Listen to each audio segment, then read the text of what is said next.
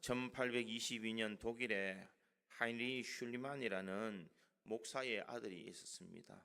7살 되는데 아버지가 성탄절 선물로 어린이를 위한 세계사라는 책을 선물해 주었는데, 이 호머가 쓴 일리아드 오디세이라는 그 내용을 그가 읽게 되었습니다. 그리고 그가 그것을 읽으면서 무엇을 봤을까? 트로이라는 도시를 실제하는 장소라고 그는 믿게 되었습니다. 이 믿음은 마침 그의 일생을 끌어가듯이 포기할 수 없도록 만들었고, 그가 41살이 되던 그때에 고고학자의 삶을 살게 되었습니다. 그리고 51세가 되던 1871년에 드디어 그는 과거의 소아시아와 지금 터키의 연안에 있는 그런 트로이 유적을 발견하게 되었고, 그 발견과 동시에 수많은 보화를 발견하여서 세계의 큰 부자가 되었습니다. 그때에 많은 사람들이 그의 이 트로이에 대한 것을 어떻게 알았을까라는 생각과 그가 이제는 부자가 되었을 것이다 라는 생각을 가지고 이렇게 묻습니다. 당신은 참 복이 많은 사람입니다. 어떻게 그 많은 그 말을 발견할 수 있었습니까? 이렇게 물었더니 그는 이렇게 대답했다고 합니다. 나는 지금 부자가 된 것이 아닙니다. 트로이에 대한 믿음과 꿈을 가진 그 순간부터 나는 이미 부자였습니다. 그는 그렇게 답을 했다라고 합니다. 사랑하는 성도 여러분, 이 말은 참 의미가 있는 줄 믿습니다. 꿈을 가지고 비전을 가지고 살아갈 때부터 그는 벌써 부자였다라고 이야기를 합니다. 우리 인생도 마찬가지인 줄 믿습니다. 우리 믿음의 성도들은 복을 받은 사람들입니다. 언제부터 복을 받은 사람일까? 우리가 하나님을 믿는 순간부터 우리는 복을 받을 사람이요, 하나님께서 우리를 위해서 복을 준비하신 줄 믿습니다. 그러기에 복이라는 것은 형용사가 아닌 동사로 쓰여지게 됩니다. 복은 상태가 아니라 행동과 관련되어 있기 때문이라는 것입니다. 성경에 보면은 이 복을 표현할 때에 사용하는 바라크와 아시레이라는 그런 말이 있습니다. 이 바라크라는 말은 어떤 의미인가? 우리의 행동과 상관없이 받는 복을 말하고 있습니다. 하나님의 권위를 가지고 사람들이 선행과 상관없이 하나님은 모든 사람들에게 동일하게 주는 복이 바로 바라크다라고 이렇게 이야기합니다. 그 대신 아시레이라는 것은 무엇을 말할까? 이것은 하나님과의 교제 안에서 순종하는 자에게 주시는 하나님의 보상, 그 보상으로 내리는 복을 이야기하고 있습니다. 그러기에 바라크는 모든 사람에게 주어지는 복이지만, 이 아슈레이라는 것은 우리가 어떻게 행하였느냐에 따라서 받는 복이다라는 것입니다. 우리가 믿음을 가지는 그 순간 하나님께서는 벌써 우리들에게 주실 복을 준비하고 계신 줄 믿습니다. 그러기에 그 복을 받아 누릴 수 있는 사람은 하나님의 약속을 믿고 그 약속을 의지하는 사람인 줄 믿습니다. 오늘 우리가 본문에 본 이 나오는 다윗이라는 사람은 그가 어릴 때부터 양을 칠 때부터 그가 기름 부음 받은 그 순간 속에서 그는 왕이 될 것을 미리 약속을 받았습니다. 어떻게 보면은 세상적으로 하나님 앞에 벌써 복을 받을 준비가 다 되었다라는 것입니다. 그의 형제들과 아버지는 그가 임금이 될 것이라는 것, 이스라엘의 위대한 왕이 될 것이라는 것을 아무도 알지 못했지만 하나님은 알고 계셨습니다. 왜냐하면 하나님께서는 그를 들어서 복이 될 만한 그릇으로 만들어 주셨고, 모든 이스라엘을 이끌어갈 수 있도록 하나님께서 모든 것을 준비해 주셨기 때문인 줄 믿습니다. 그 인생은 참 비참할 만큼 처음에는 힘들고 어려운 인생의 삶이었지만 하나님께서 그를 붙들어 주시고 그 인생을 책임져 주실 때에 그는 복을 받는 사람이 되었습니다. 우리의 인생도 하나님께서 능력의 손으로 우리를 붙들어 주시고, 내가 어떻게 살아가야 될지 무엇을 해야 될지 갈 바를 알지 못하지만 하나님께서 분명 우리가 복을 받을 존재로 우리를 인도해 주시는 줄 믿습니다. 오늘 본문에 보면 이 드디어 수많은 사울의 고난 속에서 도망자의 삶을 살아가다가 드디어 이 사울이 죽는 장면이 나오고 있습니다. 사울이 블레셋과의 전투에서 그가 죽었고, 그가 비참한 세월을 맞이하였을 때에 사울과 요나단이 죽었다는 소식을 아말렉 청년으로부터 다윗이 듣게 되었습니다. 그런데 다윗은 이 사울과 이 요나단이 죽었다는 그 말을 기뻐하지 아니했습니다. 인간적으로 보면은 자신을 끊임없이 괴롭히고 자기를 죽이려고 따라왔던 사울이 죽었기에 그는 쾌재를 부를 수 있었지만 그는 그렇게 하지 아니했다라는 것입니다. 사울의 왕관과 팔의 고리를 직접 챙겨서 아말렉 소년이 다윗에게 주게 됩니다. 청년은 다윗이 사울과 원수였기 때문에 큰 상을 내릴 것을 생각했습니다. 그래서 내가 사울을 죽였다라고 이야기했을 때에 그 다윗은 아말렉 청년을 다 죽여버립니다. 왜 그랬을까? 하나님이 세우신 종을 자기가 함부로 죽였기 때문이다라는 것입니다. 결국 이 다윗의 마음에는 항상 무엇이 있었는가? 하나님을 두려워하는 마음, 하나님이 세우신 사람에 대한 이야기를 그는 늘 마음에 간직하고 있었다라는 것입니다. 그러기에 그의 행동을 통하여서 그는 하나님 앞에 늘 복받을 일을 행하는 사람, 하나님께서 기뻐하시는 일들을 행하는 삶을 살았다라는 것입니다. 우리 인생 속에서도 하나님 앞에 우리는 바로 서야 될 줄 믿습니다. 세상에 어떠한 삶들이 일어나더라도 우리가 말씀 앞에 바로 서 있고 믿음의 길을 행할 때에 우리는 여호와께 복을 받을 사람으로 살아갈 수가 있는 줄 믿습니다. 내가 하나님을 믿는 그 순간부터 우리는 하나님께서 우리에게 베풀어 주실 복이 준비되어 있습니다.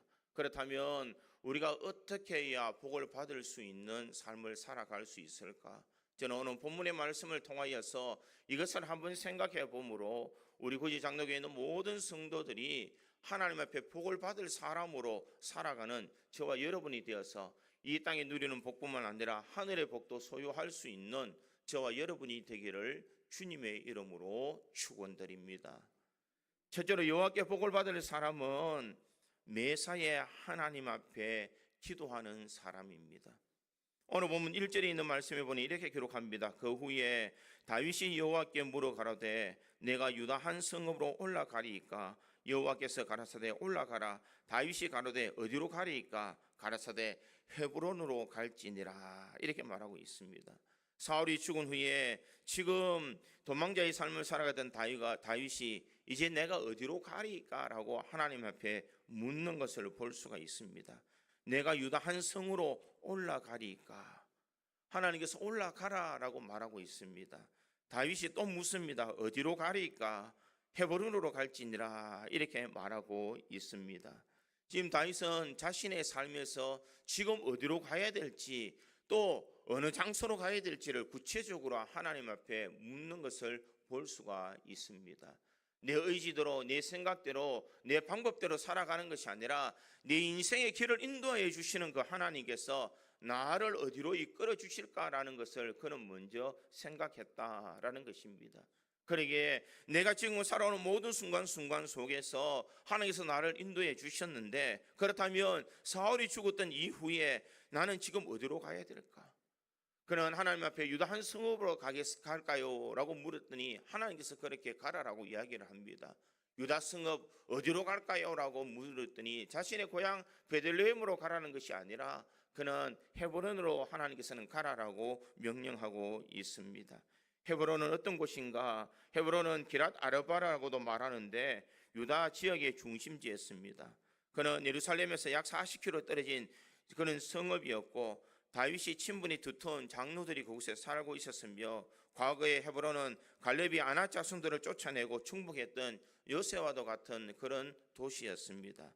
하나님 앞에 나와서 하나님 앞에 기도하였을 때에 하나님께서 그의 갈 길을 이끌어 주시더라라는 것입니다. 우리 인생에도 다윗같이 복을 받을 사람으로 살아가기 위해서는 기도의 삶을 살아가야 될 줄 믿습니다.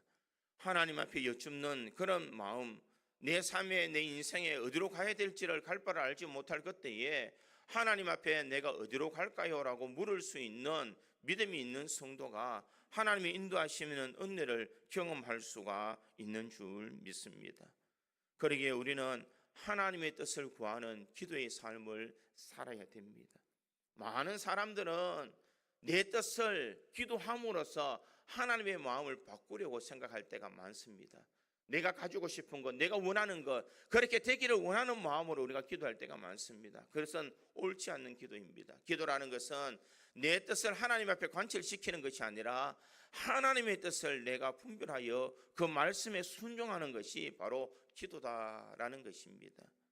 어떤 분은 이렇게 이야기합니다. 과거에 한국과 미국의 집을 지을 때에 그 차이점을 이야기를 했습니다. 한국 사람들은 집을 지을 때 집을 먼저 짓고 길을 나중에 닦는다라고 이야기를 합니다.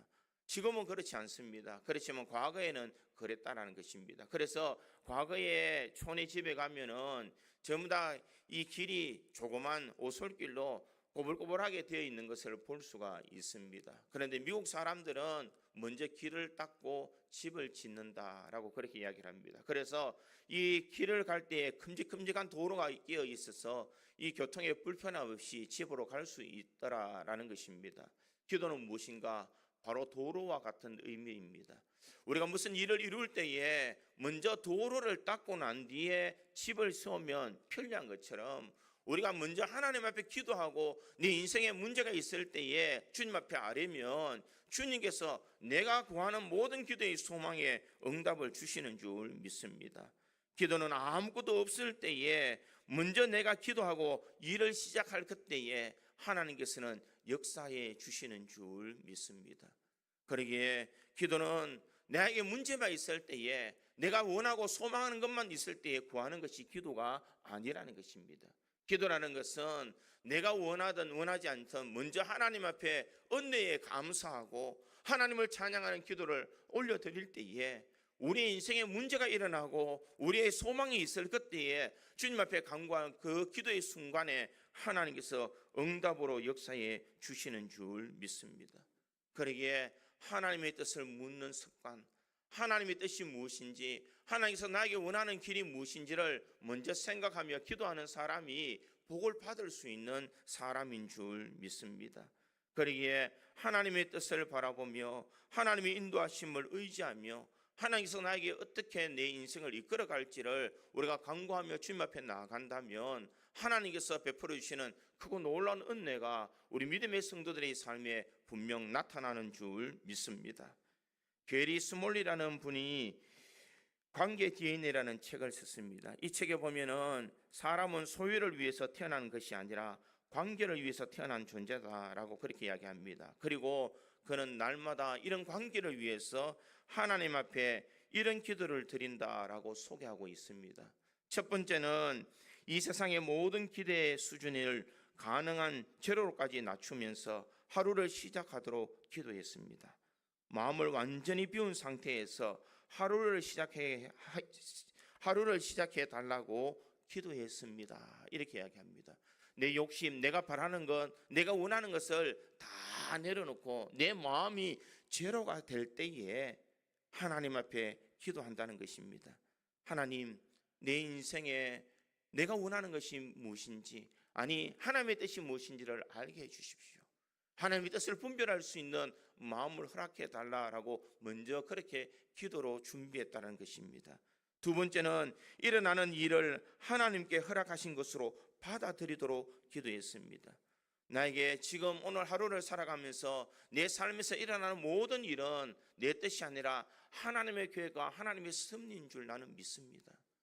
바로 그와 같은 마음으로 그는 하나님 앞에 기도했다는 것입니다. 세 번째는 모든 당황스러운 경험은 하나님을 경배할 기회로 삼도록 기도했습니다.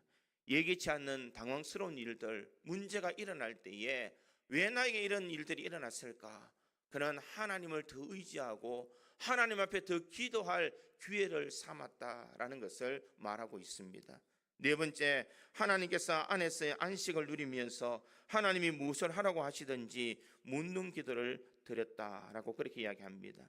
내 마음에 평안이 있지만 하나님, 이 평안 속에서 하나님께서 나에게 뜻하시는 바가 무엇인지 늘 그는 그렇게 기도하며 주님 앞에 나아갔다라는 것을 말하고 있습니다. 사랑하는 성도 여러분, 우리 인생에도 이와 같은 마음으로 기도할 수 있기를 간절히 소망합니다.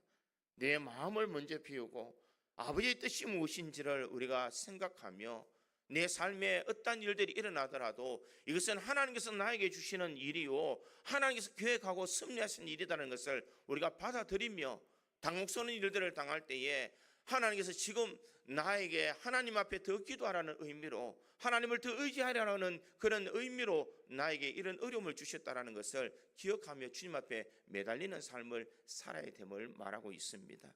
그럴 때에 하나님께서 매 순간순간 우리의 모든 삶을 은혜로 인도해 주심을 그는 그렇게 이야기하고 있습니다. 사랑하는 성도 여러분, 우리의 삶에 날마다 주님 앞에 이런 기도의 삶을 살아갈 수 있기를 간절히 소망합니다. 다윗이 왜 그렇게 위대한 왕으로, 다윗이 왜 그렇게 성공한 인생의 삶으로 그가 살아갈 수 있었을까? 다윗의 힘과 능력이 아니라는 것입니다. 매 순간순간 하나님 앞에 여쭙는 기도의 삶을 살았다라는 것입니다. 시간을 정해놓고 그가 시간 앞에 나와서 하나님 앞에 무릎 꿇고 형식과 모든 것을 갖추어서 기도하는 내용이 아니라 매 순간순간에 당하는 수많은 일들 가운데에 하나님 앞에 묻는 기도를 행하고 있는 다윗을 볼 수가 있습니다. 하나님, 내가 지금 유다로 올라갈까요? 간다면 내가 어디로 갈까요? 그는 작은 부분이라도 하나님 앞에 기도하는 삶을 살았기에 하나님께서 그 인생을 책임져 주시더라라는 것입니다. 사랑하는 성도 여러분, 하나님 앞에 길을 여쭙는 사람에게는 하나님께서 그의 길을 선하게 인도해 주시는 줄 믿습니다. 이렇게 기도한 다윗에게 하나님께서는 그를 어떻게 인도해 주셨을까? 오늘 본문 4절에 보니 유다 사람이 와서 거기서 다윗에게 기름을 부어 유다 족속의 왕으로 삼았더라. 자신은 기대하지도 않았고 자신은 생각지도 않았는데 하나님께서 가라고 하는 곳에 가보니 그곳에서는 벌써 하나님께서 과거에 약속해 주셨고 과거에 복을 주실 것을 미리 예비해 주셨던 기름 부었던 그 사건들이 이제는 이루어지는 역사를 경험할 수 있도록 만들더라라는 것입니다. 인생의 삶에 내가 살아가는 것처럼 보여도 내 인생의 발걸음은 하나님께서 인도해 주시는 줄 믿습니다. 내가 인생의 수많은 어려움과 곡절이 많이 겪는다 할지라도 내 걷는 모든 발걸음은 누가 이끌어 주시느냐? 하나님이 인도해 주시는 줄 믿습니다. 아마 다윗은 기름 부음을 받고 내가 왕이 될 것이다라고 생각했을 수도 있을 것입니다. 그런데 그의 앞길은 점점 막막한 삶이었습니다. 자신의 장인어른이었던 사울이 자신을 끊임없이 죽이려고 그를 병사를 보내고 있습니다. 도저히 피할 길이 없어서 그가 블레셋에 가서 자신의 것을 의탁할 정도로 거기서 블레셋 사람들이 자신을 해하려고 할 때에 미친 척하며 침을 흘리면서 살아왔던 그 모든 순간 속에서 다윗은 무슨 생각을 했을까? 과연 내가 복을 받을 사람인가?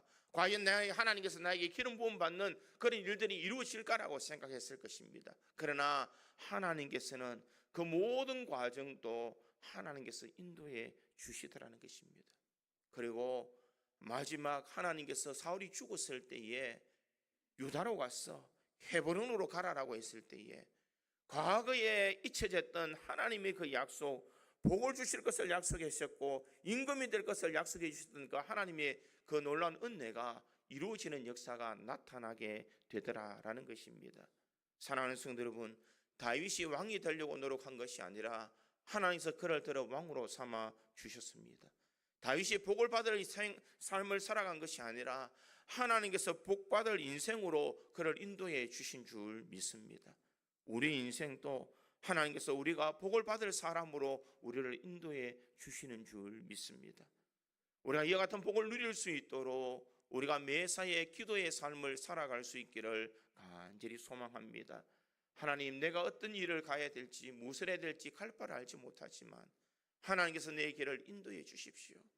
내가 어디로 가야 될지 무엇을 해야 될지 주님께서 내 삶을 이끌어 주십시오라고 나갈 때에 하나님께서 분명 우리를 복받을 사람으로 인도해 주시는 줄 믿습니다.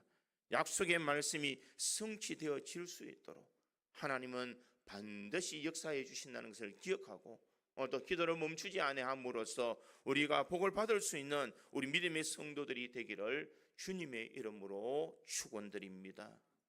두 번째로 여호와께 복을 받을 만한 사람은 매사에 하나님 중심으로 생각하는 사람입니다. 다윗이 유다 족속의 왕이 된 후에 제일 먼저 한 일이 무엇이겠습니까? 오늘 본문 4절 하반절에 보면 이렇게 기록하고 있습니다. 어떤 사람이 다윗에게 말하여 이르되 사울을 장사한 사람은 길르앗 야베스 사람들이니이다 하며 이렇게 말하고 있습니다. 어떤 사람이 이 사울을 장사한 사람은 길르앗 야베스 사람입니다. 이렇게 이야기를 합니다. 왜 다윗에게 이런 말을 했을까? 사울은 다윗의 원수라고 생각했다라는 것입니다. 그래서 이 사울이 죽은 시체를 수습한 것을 다윗이 아마 괘씸하게 생각하고 길르앗 야베스 사람들을 해할 것이다라고 생각했다는 것입니다. 그리고 이것을 가르쳐 준 사람에게 복을, 이 많은 상을 줄 것을 생각했기 때문에 어떤 사람이 다윗에게 이와 같은 말을 하게 되더라는 것입니다. 그런데 오늘 다윗은 어떻게 말하고 있습니까? 오늘 본문 5절에서 7절까지는 다윗이 이렇게 말하고 있습니다. 다윗이 길르앗 야베스 사람들에게 전령을 보내 그들에게 이르되 너희가 너희 주 사울에게 이처럼 은혜를 베풀어 그를 장사하였으니 여호와께 복을 받을지어다. 내가 이 일을 하였으니 이제 여호와께서 은혜로 진리로 너희에게 베푸시길 원하고 나도 이 선한 일을 너희에게 갚으리니 이제 너희의 손을 강하게 하고 담대하게 할지어다. 너희 주 사울은 죽었고 또 유다 족속이 내게 기름을 부어 그들의 왕으로 삼았음이니라 하니라. 이렇게 말하고 있습니다. 지금 다윗은 길르앗 야베스 사람들에게 어떠한 처분을 내리고 있는가? 여호와께 복을 받을 사람이다 라고 말합니다. 나도 너희들에게 은혜를 베풀 것이다 라는 것을 말하고 있습니다. 왜 다윗은 자신을 끊임없이 죽이려고 쫓아왔던 이 사울이 죽었던 이 사울을 장사했던 길르앗 야베스 사람들을 왜 그렇게 후하게 대했을까? 다윗은 개인적인 감정으로 한 것이 아니라는 것입니다. 사람의 감정으로 하면 지금 어떤 마음이겠습니까? 잘 죽었다. 왜 그와 같은 사람들을 왜 너희들이 도와주었느냐라고 호통치는 것이 세상의 사람들이 가져야 될 마음입니다. 그러나 지금 다윗이 가졌던 마음은 무엇이냐? 하나님을 바라보는 마음이라는 것입니다. 내 감정, 내 경험, 내가 지금 당한 처해 있는 것들이 중요한 것이 아니라 하나님의 뜻이 무엇인지, 하나님의 마음이 무엇인지, 하나님께서 원하시는 것이 무엇인지를 그는 더 소중하게 생각했다라는 것입니다. 우리 신앙에 바로 이와 같은 믿음이 있어야 될 줄 믿습니다. 먼저 하나님 중심으로 생각하는 마음, 하나님의 뜻이 무엇인지, 하나님께서 원하시는 바가 무엇인지를 먼저 생각할 수 있는 그런 마음이 있어야만 우리가 복을 받을 수 있는 사람으로 살아갈 수가 있는 줄 믿습니다. 사울은 다윗을 죽이려 행했지만 다윗은 사울을 하나님이 쏘신 그런 기름 부음 받은 자로서 그를 대접했습니다. 그러기에 그를 장사한 사람, 그를 위해서 살아왔던 이 길르앗 야베스에 있는 사람들을 후하게 대했다는 것입니다. 적장이 죽었으니 블레셋 사람들은 이 사울의 시체를 어떻게 했겠습니까? 아마 적장이 죽었으니까 모든 사람들에게 본을 보이려고 걸어놓거나 혹은 이 시체에 대해서 많은 춤을 뱉거나 여러 가지 악한 일들을 행했을 것입니다. 그러나 길르앗 야베스 사람, 이 사람들은 바로 베냐민 사람으로서 지금 사울이 속했던 사람, 자신의 왕으로 삼았던 그 사울을 그들이 가져와서 장사를 해주고 그 모든 것을 다 해결해 주었다는 것을 알 수가 있습니다. 5절 하반절에 보니 이르되 너희가 주 사울에게 이처럼 은혜를 베풀어 그를 장사하였으니 여호와께 복을 받을지어다. 지금이야말로 지금 자신이 왕이 되었지만 지금 내가 할 수 없는 일들이 너희들이 행했구나. 바로 하나님께서 너에게 복을 줄 것이다 라는 것을 말하고 있습니다. 사랑하는 성도 여러분, 우리 인생에도 다윗처럼 매사에 하나님 중심으로 살아가는 그런 마음이 있어야 될 줄 믿습니다. 예수를 믿는 사람들이 성숙된 신앙의 삶을 살아간다는 모습은 무엇일까? 내 감정, 내가 원하는 대로 살아가는 사람은 성숙된 사람이라고 말하지 않습니다. 내가 성숙된 사람은 내 뜻보다, 내 형편보다, 내 처지보다 하나님의 뜻이 어디 있는지, 하나님의 마음이 어디 있는지, 하나님의 그 중심이 어디 있는지를 생각하며 살아가는 사람이 바로 믿음이 성숙된 사람의 모습인 줄 믿습니다. 그러기에 우리 믿음의 성도들은 하나님의 중심으로 살아갈 수 있기를 간절히 소망합니다. 어떤 일을 하든지 내 삶의 첫 번째 신조가 하나님이 기뻐하시는 일인지, 하나님께서 원하시는 일인지를 먼저 묻고 그 일들을 행한다면 하나님께서 우리에게 복을 더해 주실 줄 믿습니다. 내 뜻이 아닌 하나님의 뜻을 묻으며, 내 계획이 아닌 하나님의 계획을 묻으며, 내 하나님의 뜻을 우리들이 바라보며 나아갈 때에 하나님이 주시는 은혜와 능력이 우리에게 주어지는 줄 믿습니다. 사랑하는 성도 여러분, 우리가 복을 받기를 원한다면 우리의 마음 중심을 먼저 하나님으로 채울 수 있기를 간절히 소망합니다. 세상의 사람들은 이익으로 내가 이익이 되느냐 아니면은 내 편이냐라고 생각하며 사람들을 이야기하지만, 우리 믿음의 성도들은 마음 중심이 나을 하나님 앞에 서 있어야 될 줄 믿습니다. 하나님이 기뻐하신 일을 행할 수 있는 자, 내가 하나님 중심으로 살아서 하나님이 주시는 은혜와 복을 마음껏 누릴 수 있도록 우리들이 그와 같은 삶을 살아갈 때에 하나님께서 우리 인생을 책임져 주실 줄 믿습니다. 오늘도 여호와께 복을 받을 사람으로서 매사에 하나님 중심으로 살아가는 우리 성도들이 되어서 우리가 이 땅에 누리는 복뿐만 아니라 하늘의 상급도 쌓을 수 있는 저와 여러분이 되기를 주님의 이름으로 축원드립니다. 세 번째로 여호와께 복을 받을 사람은 하나님의 때를 기다릴 줄 아는 사람입니다. 오늘 본문 8절에서 11절까지 보면 이렇게 말합니다. 사울의 군사령관 넬의 아들 아브넬이 이미 사울의 아들 이스보셋을 데리고 마하나임으로 건너가 길앗과 아술과 이스라엘과 에브라임과 베냐민과 온 이스라엘의 왕으로 삼았더라. 사울의 아들 이스보셋이 이스라엘의 왕이 될 때에 나아가 40세이며 2해 동안 왕위에 있으니라. 유다 족속은 다윗을 따르니 다윗이 헤브론에서 유다 족속의 왕이 된 날수는 7년 6개월이더라. 이렇게 기록하고 있습니다. 다윗이 유다의 왕이 되었을 때의 나이가 7년 6개월이었다라는 것입니다.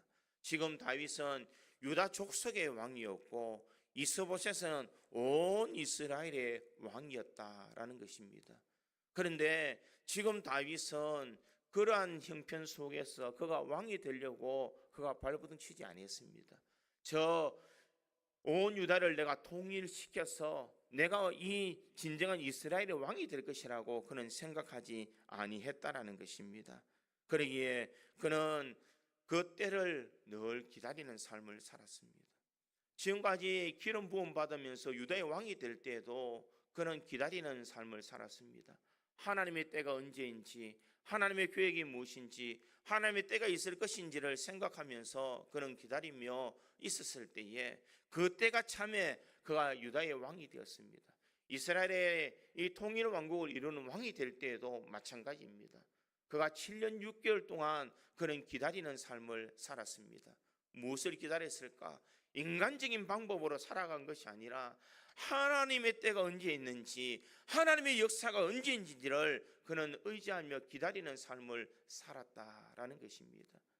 다윗이 7년 6개월이 지난 후에야 그가 통일 왕국을 이루는 그런 은혜를 경험하게 됩니다. 모든 백성들에게 마음을 다 얻을 수 있고, 이 아브넬이 배신하여서 이 다윗에게 이 이스라엘의 모든 왕위를 줄 때까지 하나님의 섭리와 하나님의 때를 기다릴 수 있는 그런 마음을 다윗은 가지고 있더라는 것입니다. 사람들은 언제 실수할까? 사람들이 조급한 마음을 가질 때 실수하게 됩니다. 사람들은 성격이 급한 사람은 실수를 많이 하게 됩니다. 저도 마찬가지고 여러분들도 마찬가지입니다.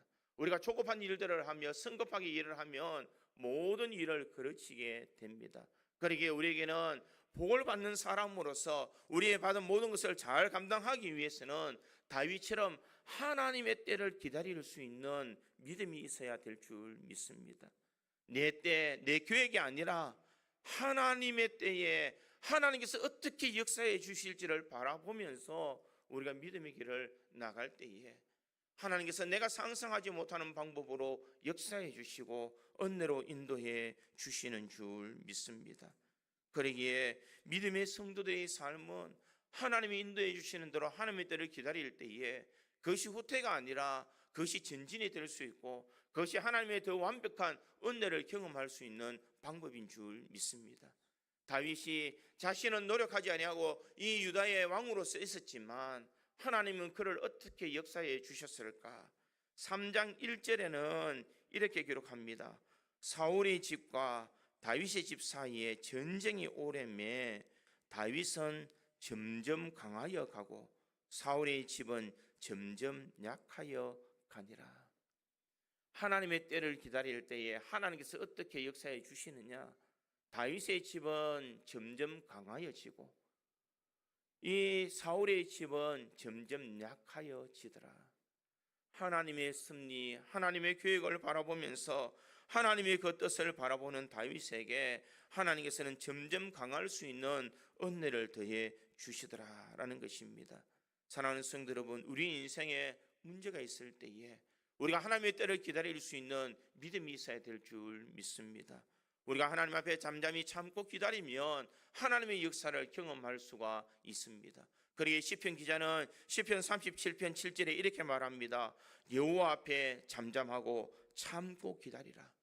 자기 길이 형통하며 악한 꾀를 이루는 자 때문에 불평하지 말지어다.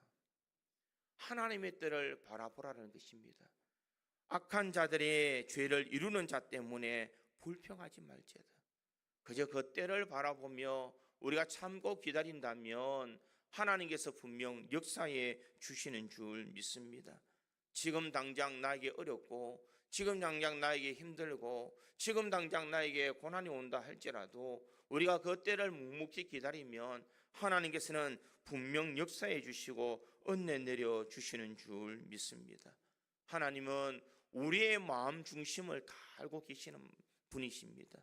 내가 어떤 마음으로 지금 살아가고 어떤 생각을 하고 살아가고 있으며 어떤 삶으로 내가 살아가고 있는지 사람들은 알지 못하지만 하나님은 알고 계시는 줄 믿습니다. 그러기에 그 하나님께서 그 때를 기다리는 사람에게 하나님께서 그 놀라운 은혜로 역사해 주시는 줄 믿습니다. 우리 구지장로교에 있는 모든 성도들이 하나님의 때를 기다림으로써 하나님의 역사를 경험할 수 있기를 간절히 소망합니다. 그럴 때에 우리는 하나님 앞에 복을 받은 사람으로서 하나님의 그 약속된 그 복을 누리는 인생으로 살아갈 수가 있습니다. 우리 구지장로교에 있는 모든 성도들이 하나님 앞에 복을 받을 사람으로서 매사에 하나님 앞에 기도하는 사람, 하나님 중심으로 생각하는 사람, 하나님의 때를 기다릴 줄 아는 사람이 되어서 하나님이 준비하신 그 복을 마음껏 누릴 수 있는 우리 모든 성도들이 되기를 주님의 이름으로 축원드립니다. 다 같이 기도하겠습니다.